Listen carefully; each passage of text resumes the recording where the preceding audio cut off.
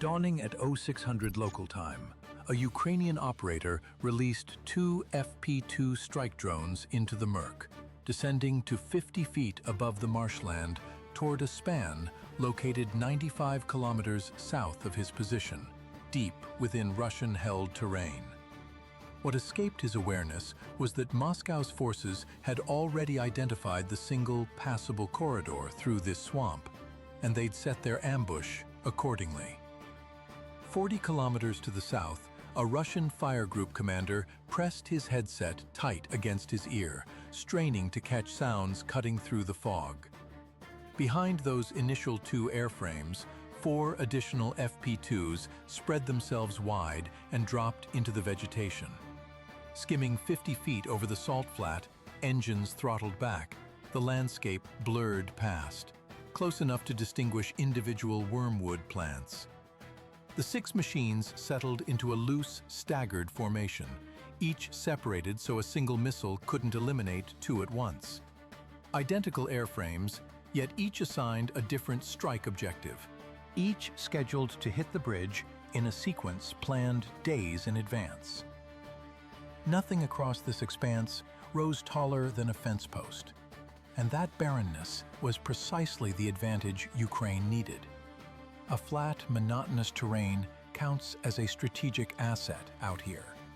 It's like discovering your minivan's most valuable trait is that nobody wants to steal it. Flying at this altitude shields the package from the radar networks protecting Russia's air defense cluster near Jakoy, positioned approximately 35 kilometers southeast. But this maneuver demands payment. It funnels every drone in the formation down into a single narrow corridor the geography permits. The Savage consists of shallow salt basins and treacherous mud. Only a handful of firm passages cut the right direction for approaching the bridge. Any operator studying identical maps identifies those same few routes. And the Russians have understood where that corridor runs for quite some time. Inside a command truck, bristling with whip antennas, that same commander keyed his radio and began speaking in a measured, unhurried tone. He never lifted his gaze toward the sky above. He didn't require it. The drones had already revealed their location to him. What reached him through that headset was a signal, faint, steady, arriving from 95 kilometers north. Not originating from the drones themselves, from the relay aircraft hovering at altitude above the launch team, the flying repeater, forwarding their commands to an FP-2 they couldn't observe and couldn't contact directly. That relay had just disclosed precisely where to focus his attention. The FP-2 operates via radio link. At this distance, that connection functions exclusively through a relay. A manually controlled strike drone, 95 kilometers distant, sits far beyond the horizon of any ground-based antenna. So Ukraine deploys a repeater airframe positioned high in the middle, circling where it observes both the operator and the target, relaying the signal across the gap. It withstands the heaviest Russian jamming attempts and extends beyond any reach a ground antenna could achieve. That extended capability is the precise reason Ukraine maintains these relays. A ground-based jammer can obliterate a direct link in moments. But a repeater stationed high between the trench and the objective becomes vastly harder to suppress. And honestly, that's the mechanism enabling a team in one position to pilot a drone toward a bridge they'll never actually witness. Yet the transmitting link also functions as a beacon anyone can locate. Russian signal hunters monitor for exactly this emission, capture a bearing, and pinpoint whoever is positioned beneath it. Imagine waving a flashlight in a darkened room. Excellent for seeing where you're walking, and the first target anyone hunting you will acquire. The identical link that controls a drone 95 kilometers into a bridge had just exposed the team to Russia's most lethal drone unit. Those operators understood the trade intimately, so they kept their transmissions brief and pushed the airframes deeper down the corridor. The package was now bound to that single lane the terrain allowed. Should even one radar locate them in that exposed passage, the entire formation would combust mid-air, with no descent and no concealment available. And this is what the launch team remained unaware of. The Russians weren't attempting to block that corridor. They'd invested a week ensuring the drones entered precisely that route. The trap wasn't marked on any map. It was embedded within the terrain itself. First contact erupted from that lane without announcement. A shoulder-mounted missile, probably an Eaglet-class infrared seeker. A tube one soldier carries and discharges from his shoulder directly at the leading FP2, unleashed by a crew concealed somewhere in the reeds. Zero radar warning, zero lock tone, only a smoke plume rising from the grass. It's fundamentally a bottle rocket with malice. Limited range, no guidance computer. Sufficient proximity and heat renders a brain unnecessary. It hunts thermal signatures, locking onto the hottest object in its view. At that hour, 2 warm engines against freezing dawn conditions. The drone's automated evasion engaged instantly upon detecting launch, hauling the airframe into a steep climbing maneuver, precisely what the Russians had anticipated. Recall that climb the drone just executed, because it becomes critical in approximately 10 seconds. A shoulder-fired infrared seeker operates at short range, but devastates targets in the weeds. The counter-move is ascending rapidly and breaking the shot before the seeker locks. The missile's operational ceiling reaches merely a few kilometers straight up. Consequently, a drone with energy reserves simply climbs beyond its reach and watches it exhaust below. Picture dodging an opening jab by straightening up. This works superbly against that initial strike. It also positions your chin perfectly for the cross-punch you never anticipated. That climb defeated the shoulder-fired round cleanly, but it lifted the FP2 off the deck into whatever had remained silent on either side of the corridor. The strike drone, wingspan approaching 6 meters, had demonstrated it possessed survival capability. Now arrived the genuinely difficult portion. A missile shrieked from a launcher on the left perimeter. Vertical launch, Mach 2 before eyesight could track it. The FP2 at peak climb disintegrated into the morning atmosphere. One heartbeat later, the right perimeter erupted. An identical shot from the opposing side of the lane. That was a 9K331 Tor M2, Russia's mobile short-range air defense system, engineered explicitly to eliminate drones, cruise missiles, and low-flying aircraft before they penetrate the boundary. 8 missiles prepared on the launcher. 4 targets engaged simultaneously, without transferring to a separate radar vehicle. Everything it requires to locate, pursue, and neutralize rides aboard a single platform. 2 of them, each positioned in the marsh on opposite flanks. Each Tor M2 costs approximately $25 million, roughly $50 million in Russian air defense embedded in that marsh. Yet in roughly 90 seconds, both get eliminated by drones costing mere tens of thousands of dollars each. $50 million worth of radar and missiles undone by a strike package valued below the missiles those Tors had just launched. To be frank, the Tor carries 2 vulnerabilities particularly relevant this morning. Firstly, it depends on command guidance. Its own radar must remain transmitting and steer the missile all the way in, which means the instant it stops broadcasting, every missile it has airborne becomes inert and plummets away. And more fundamentally, regardless of its firepower, the Tor itself features light armor. Visualize your home security apparatus, motion sensors, cameras, the entire setup. Genuinely challenging to bypass, until someone walks onto the porch and unplugs it. 2 of these now flank the lane. The surviving drones had to thread through a crossfire above open marsh with absolutely zero ground cover remaining. The fire group commander observed the trap close precisely as he'd constructed it.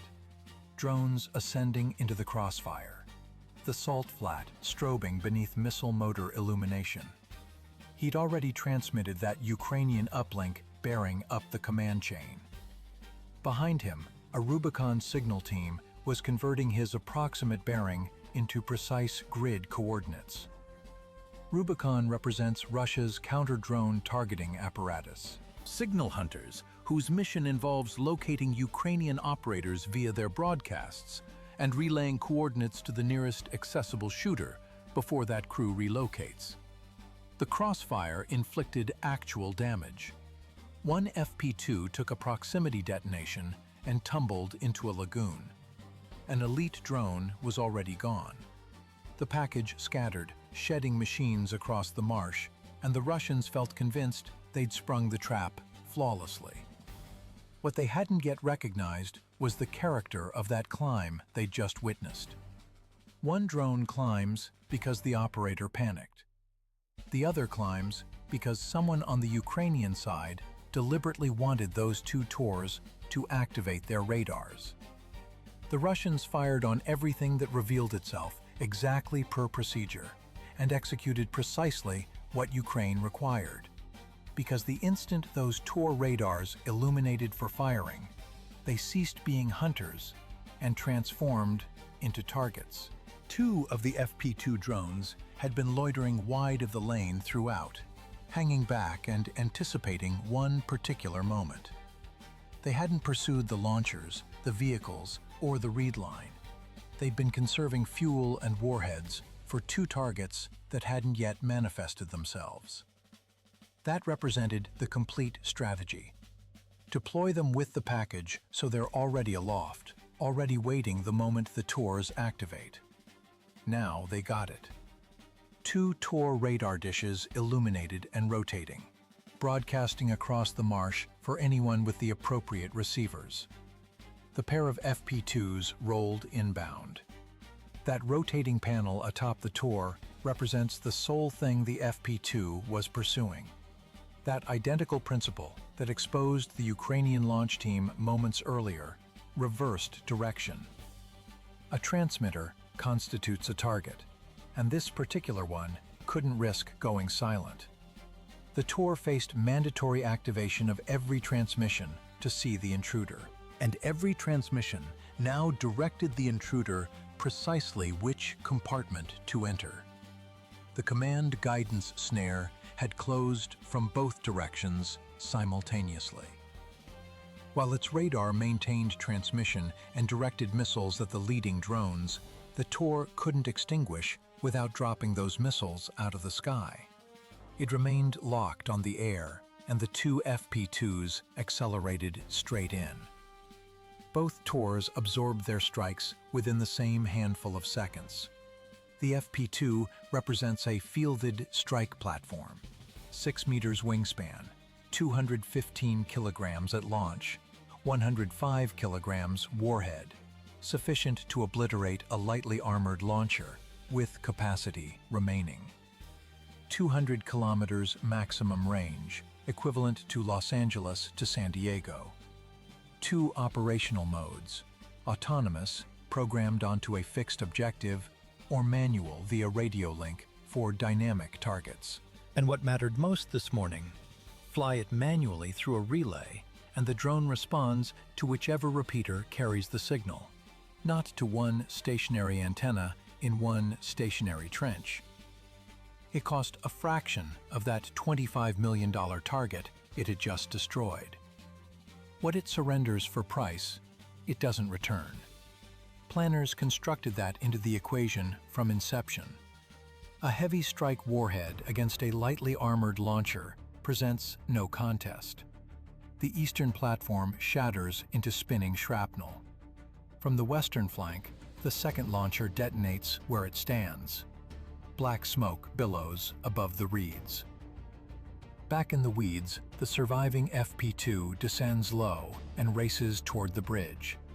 That week-long ambush, two of Russia's finest short-range air defense systems, dug in, masked, positioned, now sits as two burning vehicles on a salt flat, and the hunters have become the hunted.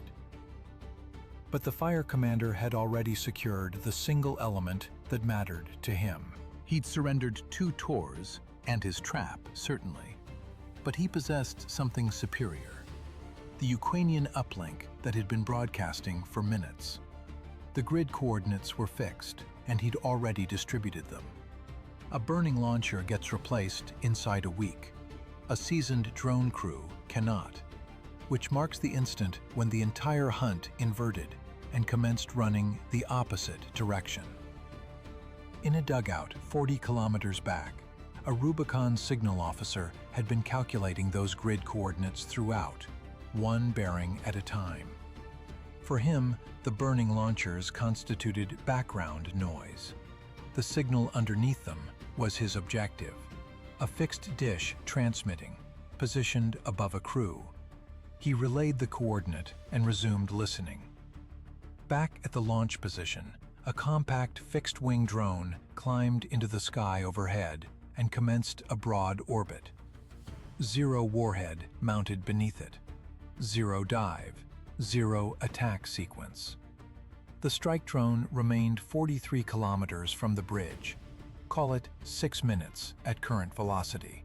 The Rubicon FPV was already aloft, closing on their grid in under 4 minutes.